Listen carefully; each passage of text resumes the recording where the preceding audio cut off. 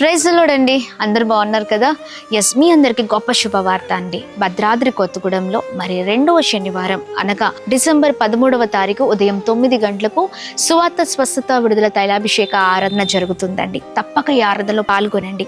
మరి మనం main క్యాంపస్లోనే, main branch చర్చ్లోనే Bhadradri కొత్తగూడెంలో ఈ ఆరాధన అనేకులకు ఆశీర్వాదకరంగా ఉంటుందండి. ఎస్, మీరు కూడా ఖచ్చితంగా నడిపించబడబోతున్నారు, బలపరచబడబోతున్నారు. అనేకమైన గొప్ప కార్యాలు మీ జీవితంలో జరగబోతున్నాయండి.